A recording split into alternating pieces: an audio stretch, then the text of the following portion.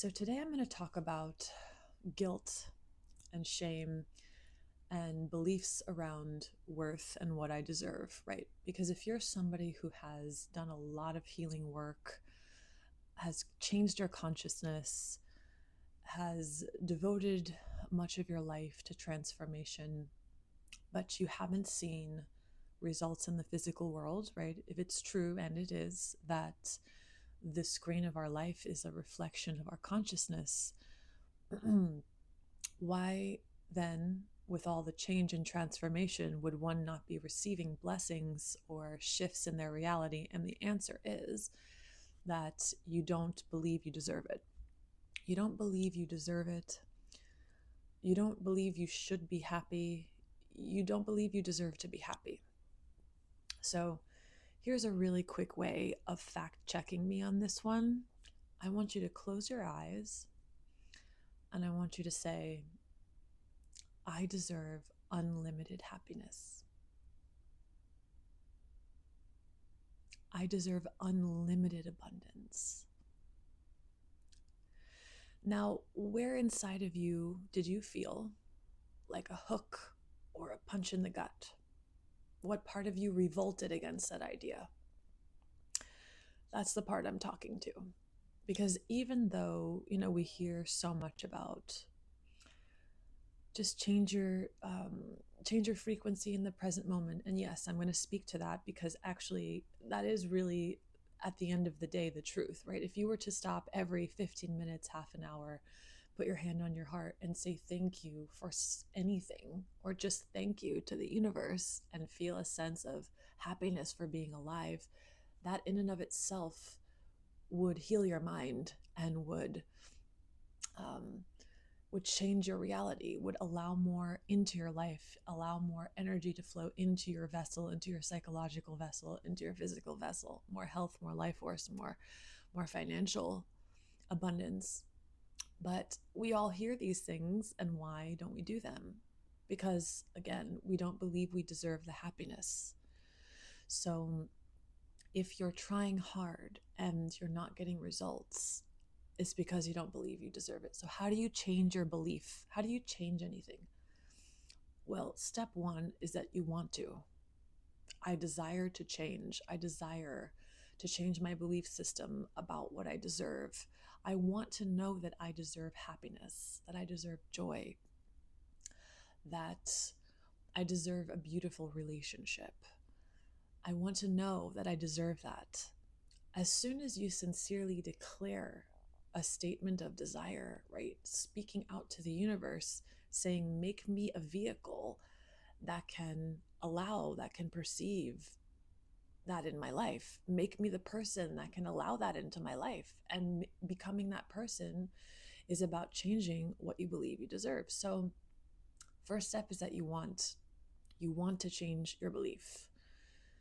What you want, right? If you make it at the forefront of your consciousness, if you know the belief that you don't deserve goodness in your life has created a lot of damage in your life, right? Assess the damage. Damage being, I'm using a whole lot of life force on transformation, yet I'm not receiving, right, changes in the physical world. I'm using all of this effort, but there's a short circuit because there should be giving and receiving, right? If there's not receiving in response to giving being changing my consciousness, showing up differently, in more integrity, in more love in this world, if there's not a receiving, there is a short circuit, and you want to fix it because it's going to cause chaos in your life. So you desire to change your belief. You desire it sincerely. You make it at the forefront of what you desire. So more than anything, Creator, make me into a vehicle, make me into a vessel that knows that I deserve to receive blessings in my life, that I deserve to be happy. What does it look like, right, when you don't believe you deserve to be happy? Not only are you not able to perceive, you're not able to receive, right? You're not able to receive more energy. You're not able to perceive what you already have that you should absolutely be grateful for, whether it's even just the fact that you woke up today. If you don't believe you deserve to be happy, then you'll never perceive happiness, right? And all that advice you hear about, make lists of gratefulness, make lists of what you appreciate. If those activities seem limp and half-hearted, the reason that they feel that way is because you don't believe you deserve the happiness. So again, step one, you desire to change. You meditate, right? There's so many ways to leverage brainwave states. If you're a meditator, if you have a spiritual practice, I would shift entirely to the practice of listening to music or simply silence, allowing your brain to slow down and asking your higher self for a stream of beliefs that you need to fire and wire into your psychological vessel, into your mind, to be a conduit of blessings. So I deserve the best in life. I deserve beauty in my life. I deserve joy in my life. I deserve freedom in my life. I deserve it because I'm alive, because I am a spark of the source for no reason, not because I'm good, not because of anything, because I decided, because I am, the I am within me decided that I do deserve these blessings. So when you're falling asleep, when you're waking up, if, for example, a great example of a belief to fire and wire, I'll give an example from my own life. I grew up in a house where there were 2 murders right before my birth. And so there was a lot of paranoia about being alone in the house, locking the doors, all of that. And I travel a lot, and I'm about to travel for 5 weeks by myself in Europe. And I started to think, even though I'm staying in a wonderfully beautiful apartment, like, there's something in me that feels that fear, right, of being alone, but I refuse to give into it. So I'm going to leverage my brainwaves, and when I'm relaxed, I'm going to declare, the I am within me is going to declare, I live in a safe and loving universe. The God within me is all of the protection I need. I live in a safe and loving universe. I'm loved. I'm cared for. Everything that flows to me cares for me, loves me. Right? You make a decision, and by the way, that's how you actually get affirmations to work for you, which I'll make another video about that. The way to actually get them to work for you is to know that you're the creator. No, step one, the foundational level is, who am I? The identity. That's easy for me to say because I've had extremely mystical experiences of my true nature, and I just know what I am. You don't have to convince me. I don't have to believe it. So when I say I am, I know what I'm saying is a decision I'm making. I am healthy is like a decision, in the same way that I decide what to wear today. It's not something that's hard for me to believe. It's a decision in my consciousness. But let's get back to learning how to receive. And I want to talk about guilt. Guilt is like the emotion that really could be preventing you from receiving so much in your life. Even if you're not, even if you were not raised religiously in this lifetime, we've all lived hundreds of years, right? Thousands of years.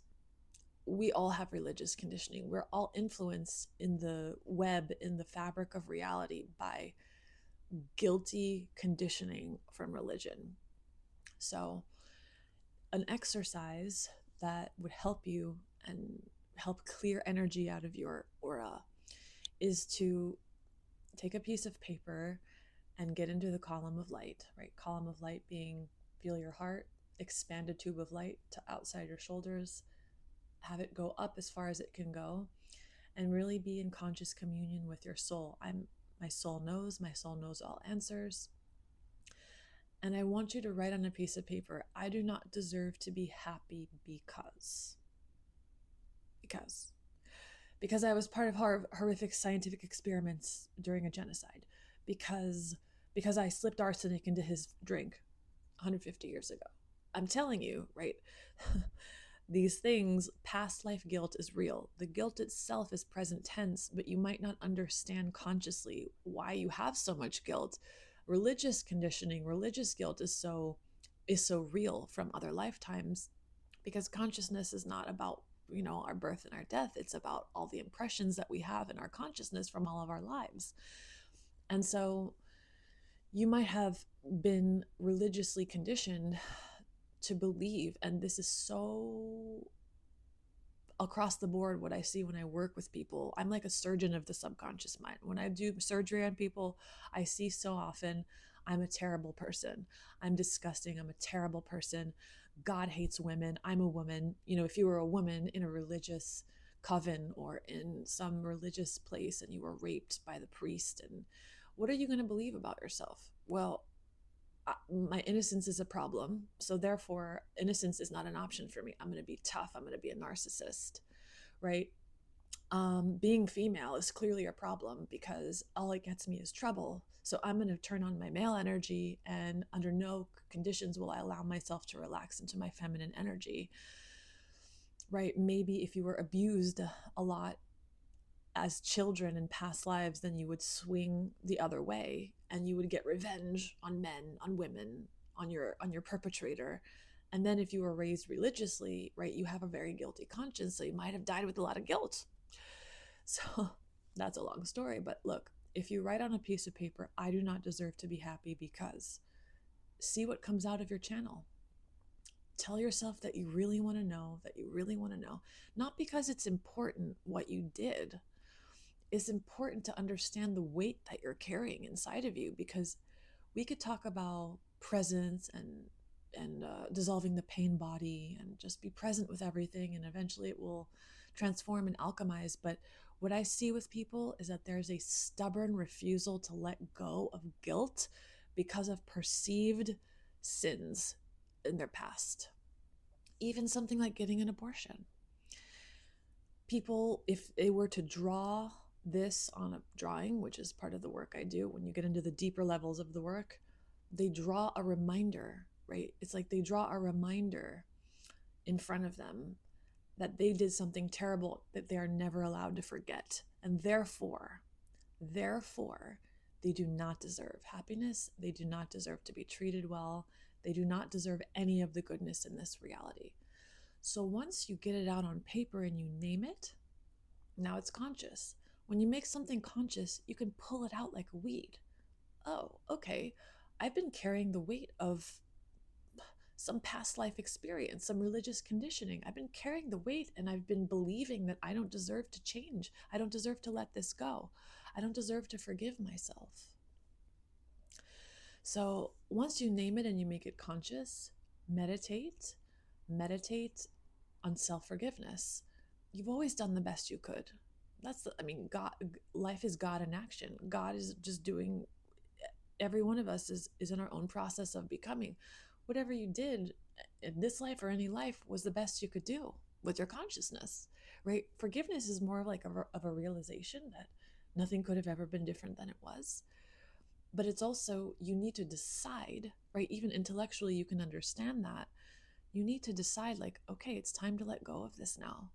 I don't need to be guilty. I don't need to prove to God that I'm a guilty sinner in order to earn my way into heaven. I don't need to torture myself like some ascetic being, right? I don't need to ascetically torture myself and restrict blessings and short circuit myself in this lifetime because I'm such a bad sinner, right? So in any way that feels intuitive to you, make a ritual about it, make a ritual around it. When you say to the universe, I want to transform, I want to release guilt, I want to release the past is dead, let it die. You've always done and you always do the best you could possibly do, period. Guilt, what you've done is not, is, it's like whatever you did, right, was however many moments of unconsciousness. Holding guilt for lifetimes, that's where the trickster really owns you. The trickster wants you to believe that because you're a human being that did something that didn't feel good, therefore you don't deserve love. Love isn't real for you. You can't perceive love. You can't perceive the abundance around you because you're doomed into a hell where you're a guilty sinner that doesn't deserve blessings. I know it sounds dramatic, but I'm giving words, I'm giving accuracy to what I have seen with my own eyes inside of myself and inside of others. And people wonder why I do the work, why I do so much healing work, but like nothing changes or nothing really big changes for me. That's why. is because of guilt, is because of guilt. Guilt then spirals into shame, which is the frequency bandwidth of addiction. I feel guilty, I'm a sinner, I'm ashamed, I'm disgusting, I'm a disgusting human. These thoughts might not be conscious, but if you're not allowing anything new into your life, if your effort of expansion seems incredibly incongruent with what you're receiving in return, it's your belief about what you deserve. And it's connected to guilt. More than likely, it's connected to guilt. So meditate to release the past, to release yourself in whatever language, in whatever way feels intuitive to you. I can't tell you the right sentence to say. I can't tell you the perfect meditation. You just have to have the intention that, okay, I understand. I can assess the damage. I can assess physically, do you have digestive issues? So many people do. So many people have distended lower bellies. So many people have ileocecal valve problems, all kinds of stuff going on in the lower GI. That's guilt. Fertility issues, guilt. So it's there. If you tell the universe, remove this from me, remove this from me, whatever you need, whatever tool you need that will help you release it will come to you. Will come to you. So, in a nutshell, guilt that is present tense, but that has weight, that is justified in our consciousness. We justify holding onto it because of perceived sins against our fellow man, against ourselves. What happens, if you have experienced abuse in this life or other lives, what happens before you become self-realized, before you find love as a stability point, before you become a stable, clear being grounded in the energy of love, all you have is a swing. You swing from passive doormat victim to narcissistic aggressor. Because eventually, if you're like an animal that gets beaten, the animal's going to lash out and try to bite people, right? That's what we do in our consciousness. We swing. Then we feel guilty about being aggressive, unless we're narcissistic, in which case we might not feel guilty. But we feel guilty about being aggressive. So then we move back into the doormat martyrdom energy, which feels more altruistic, but it's not altruistic. Destroying yourself is not altruistic. So don't feel bad about that swing. That's all we have. It's natural. It's the best we can do before we become self-realized, before we open the heart, the only way to overcome those patterns is to go beyond it in consciousness, to realize something greater. There's something greater than swinging between a doormat and a volatile aggressor. There's something greater than that. There's some stillness, some stability, some clarity within me that's unchanging, that I can tap into, that is me.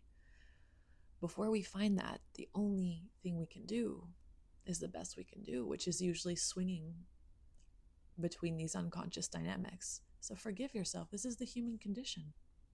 It's a human condition. There's nothing wrong with anyone. Everybody's God in action, in a process. And so there's no point. The only thing that holding on to guilt does is it short circuits your energy. It short circuits your energy, and it prevents you from self-realizing. It prevents you from enjoying your life, what you deserve to enjoy. So I hope this is helpful, and I hope you have a beautiful day.